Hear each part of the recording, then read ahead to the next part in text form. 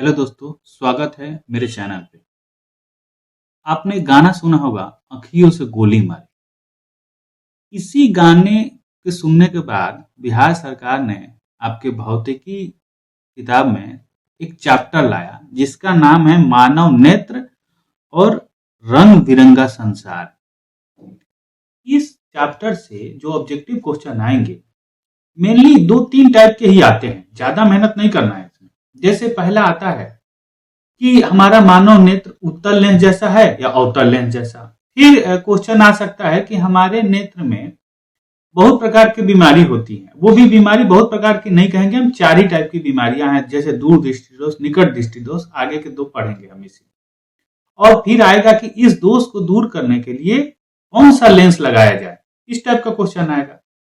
फिर आता है कि जैसे कि सूर्य की रंग जो श्वेत होती है वो और कितने रंगों से मिलकर बनता है, ये क्वेश्चन इसलिए इसमें लगाया गया है ताकि जैसे हम कोई भी चीज देखते हैं सूर्य की किरणों के मदद से ही देखते हैं, तो उनका क्या इसमें रोल होगा, क्या उपयोग होगा इस चैप्टर में, उससे रिलेटेड क्वेश्चन आते हैं। तो इस चैप्टर को जो भी क्वेश्चन ऑब्जेक्टिव के हैं उससे स्टार्ट करने से पहले आपको एक छोटा सा ऑब्जेक्टिव के बनाने में आपको सुविधा होगी। इसके लिए छोटा सा मैं आपको एक वीडियो दिखाता हूं। इस वीडियो के सहारे आप इस वीडियो को अच्छे से अगर देख लेते हैं, ध्यान से देखते हैं, ध्यान से समझते हैं, तो सारे ऑब्जेक्टिव इस छोटे से 40 सेकंड की वीडियो से बना पाएंगे। तो जैसा कि हम स्क्रीन पे अभी देखेंगे, एक वीडियो चल रहा है, देख सकते हैं यहाँ पे एक वीडियो चल रहा है। इस वीडियो में आप आसानी से देख सकते हैं कि ये हमारी एक नेत्र है और एक वस्तु उसके सामने रखी गई। ये वस्तु जब नजदीक आता है तो उसके अंदर फोकस इसका चेंज होता है, फिर दूर जाता है तो उसका फोकस दूर होता है। इसके मदद से हम समझ सकते हैं। और अगला वीडियो है, जैसे हमारा कोई भी देखते हैं वो हमारे मस्तिष्क में कैसे जा रही है, उसका सिग्नल कैसे हमारे मस्तिष्क में जा रहा है वो है। अभी हम देख सकते हैं जैसे मानव नेत्र तथा रंग बिरंगा संसार है, इसमें पहला क्वेश्चन आता है उत्तल लेंस किसे, उत्तल लेंस पहले क्वेश्चन है मानव नेत्र में कौन सा लेंस होता है। हम अब देखते हैं कि हमारी आंखें जो है लगभग इस शेप में होता है ना, इस शेप में। तो आपको क्या लगता है, बीच में मोटा, किनारे पतला, ये हम दूसरे अध्याय में पढ़े थे। तो ये क्या हो जाएगा, ये उत्तल लेंस का एक प्रकार। तो पहला आंसर हमारा उत्तल लेंस हो जाएगा। अब जो दूसरा क्वेश्चन आएगा कि मानव नेत्र में किस भाग पर वस्तु का प्रतिबिंब बनता है। तो किस भाग पर प्रतिबिंब बनता है, जैसे आप देख सकते हैं कोई भी इंसान जो है सामने है, इससे प्रकाश आने वाली किरणें सीधे पीछे बनती है इसका प्रतिबिंब, और उस पिछले भाग को हम कहते हैं रेटिना या दृष्टि पटल, इसी पे इसका प्रतिबिंब बनता है। तो पहला आंसर हो गया। अगला क्वेश्चन है मानव नेत्र पर किस वस्तु का कैसा प्रतिबिंब बनता है। अब हमारे आगे जो भी इंसान है हमें तो सीधा दिखाई देता है, लेकिन जरूरी नहीं कि वैसा ही बनता। कहते हैं जैसा दिखता है वैसा होता नहीं, जैसा होता है वैसा दिखता नहीं। वही चीज यहां पे, ये सामने इंसान का उत्तल लेंस में उल्टा बनता है। तो इसके लिए जैसे आपने वीडियो में देखा था कि जो सिग्नल आती है उसको भेज के मस्तिष्क में उसको ट्रांसलेट किया जाता है। तो इस ट्रांसलेशन के बाद ये मस्तिष्क में बताता है कि सीधा, उसको उल्टा को सीधा कर देता है। अब वो कैसे करता है, कौन बताता है, इसको हम अगले क्लास में 11th या 12 में जाएंगे तो पढ़ेंगे। उसके बाद आता है अगला क्वेश्चन, नेत्र दान में नेत्र का कौन सा भाग दान किया जाता है। अब आपको नेत्र दान करना है तो कौन सा भाग दान करेंगे, ये भाग दान करेंगे जिसे दान किया जाता है कर्निया, सामने की चीजें जो हैं उसको हम दान करते हैं। उसके बाद अगला क्वेश्चन है पुतली को नियंत्रित कौन करता है, आइरिस। नियंत्रित मतलब उससे जो कंट्रोल करता है उसे कौन करता है, आइरिस। फिर आता है अगला क्वेश्चन, स्पष्ट देखने की न्यूनतम दूरी कितनी होती है। स्पष्ट न्यूनतम दूरी ये 25 सेंटीमीटर। इसके कहने का मतलब ये होता है कि अगर उससे नजदीक कोई वस्तु आप लाएंगे तो आपको स्पष्ट नहीं दिखेंगी। आप उदाहरण के तौर पे एक स्केल लीजिए, एक रूलर लीजिए और आपने सामने रखिए, आंखों के सामने। आप उसको धीरे धीरे अपने आंखों के नजदीक लाइए, तो होगा क्या, कुछ समय के बाद दिखना बंद हो जाएगा। तो वो समय जहां लास्ट आपको दिखा था वो हो जाएगा न्यूनतम दूरी। जैसे मान लीजिए कि ये हमारी आंखें हैं, यहाँ पे एक वस्तु है, इसकी दूरी 25 सेंटीमीटर। इससे नजदीक अगर कोई वस्तु लाएंगे तो वो स्पष्ट नहीं दिखेगा, धुंधला दिखाई देने लगेगा। तो अगले क्वेश्चन की तरफ बढ़ते हैं। अगला क्वेश्चन है, स्पष्ट देखने की दूर बिंदु कितनी होती?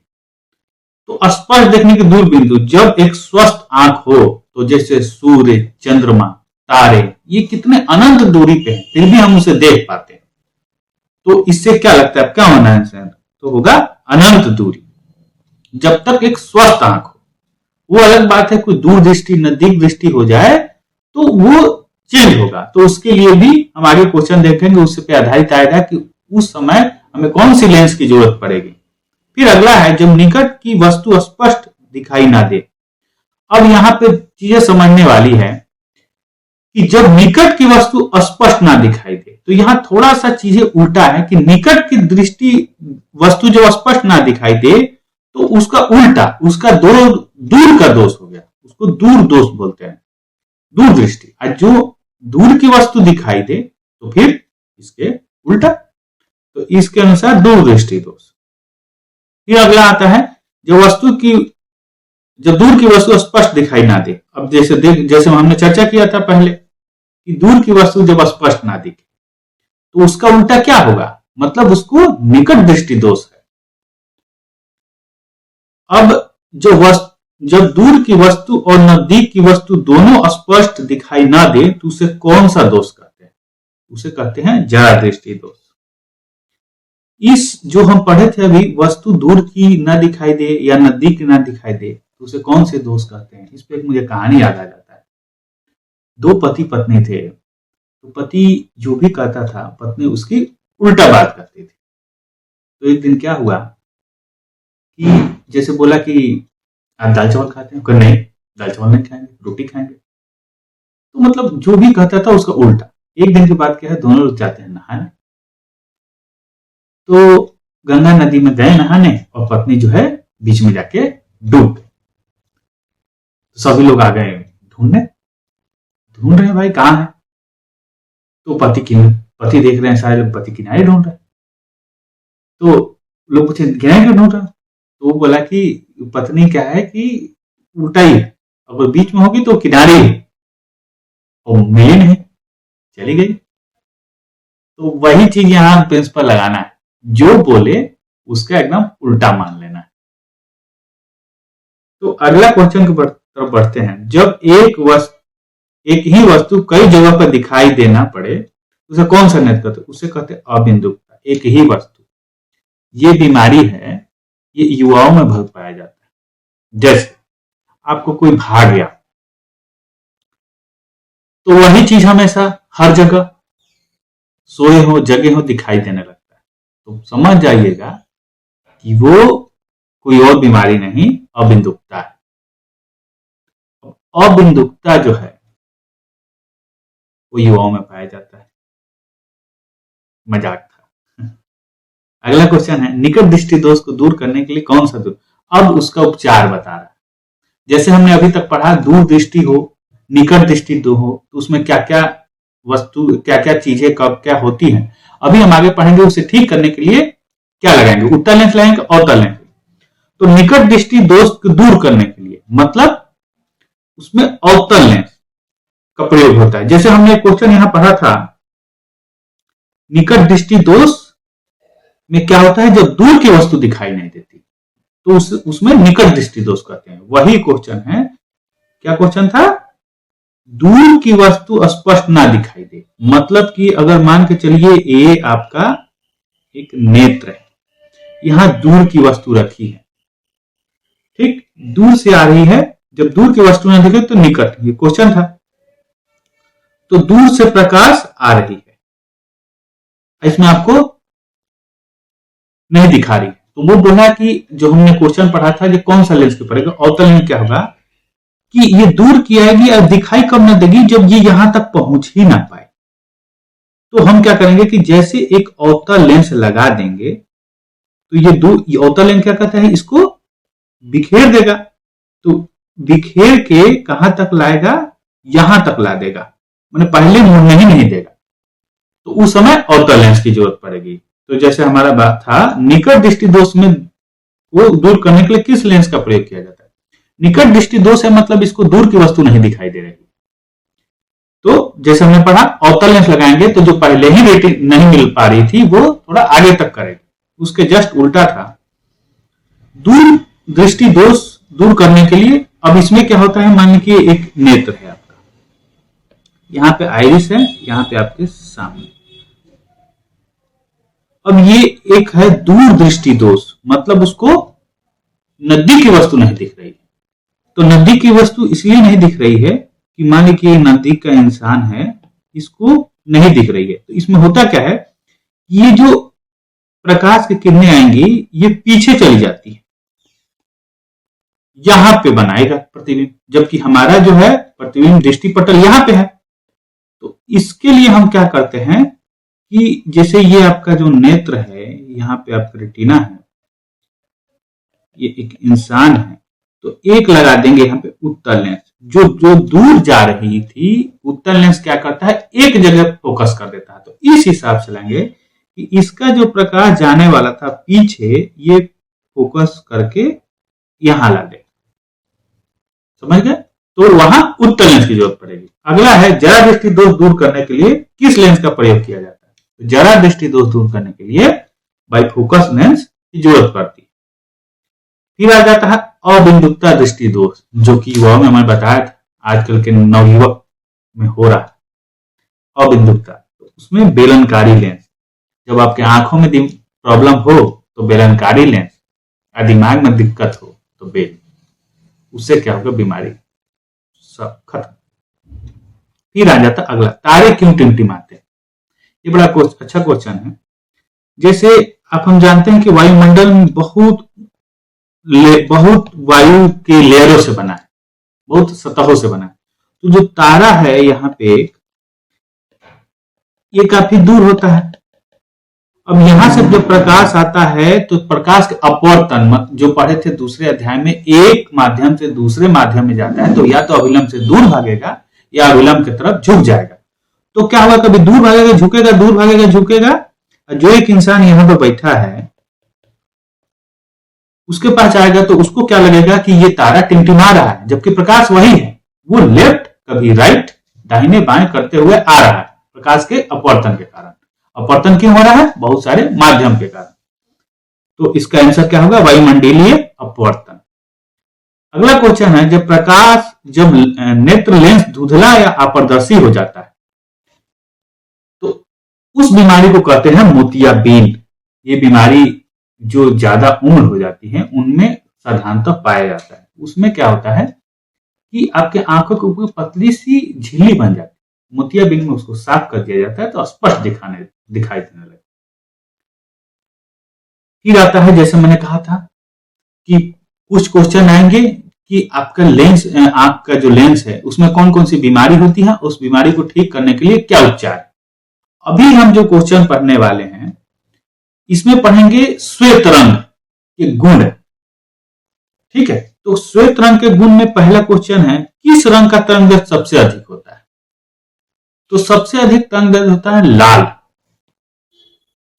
ठीक, उसके बाद जैसे आप देख सकते हैं कि सबसे ऊपर लाल है और सबसे नीचे बैंगनी, मतलब सबसे अधिक तरंगदैर्घ्य लाल का और सबसे कम तरंगदैर्घ्य बैंगनी का। जैसे आपको दूसरे अध्याय में पढ़ा था बैंगनी या नीलाल, तो उससे सातों रंग को हम देख सकते हैं। इंद्रधनुष भी बनता है तो आप देख लेंगे कि सबसे ऊपर लाल होता है, सबसे नीचे बैंगनी। उसके बाद अगला क्वेश्चन आता है, किस रंग का तरंगदैर्घ्य सबसे कम होता है?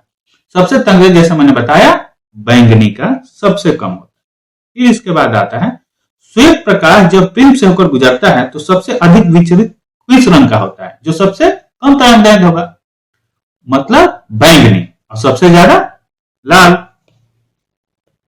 तो श्वेत प्रकाश जब फिल्म से होकर गुजरता है सबसे कम विचलित रंग किसका? तो लाल का। जैसे हमने बात किया था। इन धनुष में इन दोनों सबसे बाहर कौन सा दिखाई देता है? लाल, और सबसे अंदर बैंगनी हो जाएगा ना। बहुत बढ़िया। जो हमारा अगला क्वेश्चन है वो है आकाश का रंग नीला क्यों दिखाई देता है? अब यहाँ हम इसलिए इसे समझने के लिए अब मान के चलिए जो कोई नीला रंग तभी दिखाई देगा जब उसकी मात्रा ज्यादा है। अब नीले रंग में एक खासियत, एक गुण और ये भी है, ये सबसे ज्यादा इसका प्रकीर्णन। तो जो चीज सबसे ज्यादा प्रकीर्णन होगा वो सबसे ज्यादा दिखेगा। अब ऐसे समझिए, घर में बहुत सारे सामान रखे हैं, जो सामान उसमें टूटने वाला हो वो अगर वो टूट जाता है, टूट के बिखर जाता है, तो वही सामान जो है हमारे घरों में सबसे ज्यादा दिखेगा। समान तरीके का उदाहरण लेके अब अगर हम देखें तो श्वेत प्रकाश जो है वो उसमें नीला जो रंग है सबसे ज्यादा टूट जाता है। अब जो सबसे ज्यादा टूटेगा वही सबसे ज्यादा दिखेगा, तो उस हिसाब से नीला रंग दिखाई देता है। तो ये जो घटना होती है इसे हम कहते हैं प्रकाश का प्रकीर्णन। अगला है, एक प्रिज्म में कितने सतह होता है? हम इसे आसानी से गिन सकते हैं, 1 2 3 4 और एक नीचे 5 होता है। फिर छठा है, अगला क्वेश्चन है वायुमंडल में किस रंग का प्रकीर्णन सबसे अधिक होता है? जैसे कि हम पहले पढ़े थे, नीले रंग का प्रकीर्णन सबसे अधिक होता है। फिर आता है मृग मरीचिका किस कारण से बनता है? यह बनता है पूर्ण आंतरिक परिवर्तन के कारण। इसके बारे में हम अधिक अगले क्लास में पढ़ेंगे। क्योंकि यह ऑब्जेक्टिव है इसलिए मैं सारे क्वेश्चन डिटेल में नहीं समझा रहा हूं, क्योंकि अभी आपके पास वो टाइम नहीं है समझने के लिए। अभी आपके पास टाइम है कैसे एग्जाम जल्दी से पास करें, अच्छे नंबर लाएं। अब उसके बाद हम आगे बढ़ते हैं। जब प्रकाश की किरण किसी कण से टकराकर चारों तरफ फैल जाती है, जो कि नीले रंग के साथ हुआ था पिछले क्वेश्चन में, उसे बोलते हैं प्रकाश का प्रकीर्णन। फिर अगला आता है चंद्रमा पे खड़े व्यक्ति का आकाश कैसे दिखाई देता है? अब इस क्वेश्चन को समझने के लिए छोटा सा उदाहरण समझते हैं। मान के चले जाए कि आप खेत में गए, अगर कोई वहां इंसान ही नहीं है तो आपको क्या दिखेगा? कुछ नहीं। एक मिनट और कल्पना कीजिए कि अगर आप ऐसे जगह पे जाते हैं खेत भी ना, तो क्या दिखेगा? कुछ नहीं। अच्छा, जहां कुछ नहीं दिखेगा मतलब काला। अब यहां आते हैं हम चंद्रमा पे। चंद्रमा पे क्या है कि वहां वायुमंडल ही नहीं, तो जब वायुमंडल है ही नहीं तो प्रकाश किसी चीज से टकरा के आपके आंखों तक आएगा ही नहीं, तो फिर उसका प्रतिबिंब बनेगा ही नहीं। तो जब किसी चीज का प्रतिबिंब बनेगा ही नहीं तो कुछ नहीं दिखेगा, तो क्या होगा? काला हो जाएगा, मतलब काला। फिर अगला क्वेश्चन है सूक्ष्मदर्शी में किस लेंस का प्रयोग किया जाता है? सूक्ष्मदर्शी, सूक्ष्म मतलब छोटा, उसे देखने के लिए कौन से लेंस की जरूरत पड़ती है? तो छोटा को जो बड़ा करते हैं वो होता है उत्तल लेंस।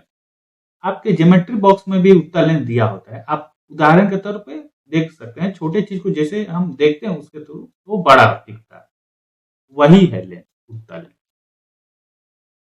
फिर आता है सिग्नलों की व्याख्या कहां होती है? जैसे कि मैंने आपको एक छोटा सा वीडियो का क्लिप दिखाया था, उसकी व्याख्या मस्तिष्क में होती है। फिर आता है किस माध्यम में छोटे छोटे कणों को निलंबन को क्या कहा जाता है? छोटे छोटे जो निलंबन होते हैं उसको कहा जाता है कोलाइट। फिर अगला क्वेश्चन है श्वेत रंग कितने रंगों से बना होता है? श्वेत रंग कितने रंगों से बना होता है? 7। इसका एक मैंने आपको छोटा सा याद करने का ट्रिक दिखाया था, बेजानिया पिनाला, दूसरे अध्याय में, जो दूसरे वीडियो में आप जाकर देख सकते हैं। तो वो 7 होता है। अब इससे देखिए आप कितने क्वेश्चन आ रहे हैं। एक क्वेश्चन आया जो उसमें सबसे ज्यादा तरंगदैर्घ्य किसका है? तो लाल। सबसे कम बैगनी। सबसे ऊपर कौन? लाल। सबसे नीचे बैगनी। तो 4-5 क्वेश्चन तो ऐसे आ गए। फिर आता है मानव नेत्र 2 है, अतः इसकी दृष्टि क्षेत्र 2, मतलब ये आधा इधर देखेगा और आधा इधर देखेगा। मान के चलिए 2 आंख, मान के क्या चलना, 2 है, ये बीच में नाक। अब यहां जो आधा ये देखेगा तो आधा 90 डिग्री और इधर के आधा 90 डिग्री, दोनों मिलकर कितना हो जाएगा? बराबर 180 डिग्री। तो मानव नेत्र के सहारे हम 180 डिग्री देख सकते हैं। मान के चलिए अगर पीछे भी 2 आंख हो जाए तो कितना हो जाएगा? तो इधर भी 90 और इधर भी 90, मतलब कि हो जाएगा आपका 360 डिग्री, मतलब चारों तरफ आप देख सकते हैं अगर पीछे भी 2 लगवा लें। फिर आता है लाल गुलाब को हर प्रकाश में देखेंगे। लाल को अगर हम हरा में देखेंगे तो काला दिखता है। कैसे? अगर उदाहरण के तौर पर घर पे आप एक लाल रंग लीजिए और एक हरा रंग लीजिए, दोनों का आपस में मिला दीजिए तो वो हो जाएगा काला। फिर आता है अगला, कौन सा रंग है जिसके खतरे का सिग्नल उपयोग होता है? लाल। अब ये लाल क्यों होता है? जैसे मैंने बताया, तरंग दैर्घ्य लाल का सबसे अधिक होता है, तो ये मुड़ेगा नहीं जल्दी, और जो चीज जल्दी नहीं मुड़ेगा तो वो दूर से चल के आएगा, इसीलिए खतरे का सिग्नल लाल होता है। जैसे कि ट्रेन में देख लेंगे, लाल का प्रयोग होता है। कहीं भी आप जाएंगे, लाल का प्रयोग वहां प्रयोग होता है जो न मुड़े, दूर से दिखाई दे। आप अंधेरे में भी लाल बहुत दूर से दिखाई देता है, लेकिन दूसरा अगर रंग का प्रयोग किया जाए तो वो दूर से नहीं दिखाई देगा। फिर आता है प्रकाश का प्राथमिक वर्ण। प्राथमिक वर्ण कौन सा है? लाल, नीला, हरा। कहने का मतलब यह है कि ये वही 3 रंग हैं जिसको मिला के, लाल को नीला से, नीला को लाल को, लाल को हरा से, हरा को नीला को, ऐसे मिला के हम लाखों करोड़ों रंग बना सकते हैं। यही 3 रंग हमें चाहिए, इसलिए इसको प्राथमिक रंग कहा जाता है, वर्ण कहा जाता है। फिर आता है एंगस्ट्रॉम का मान क्या होता है? एंगस्ट्रॉम का मान 10 के पावर -10 मीटर, यह होता है एक एंगस्ट्रॉम का मान।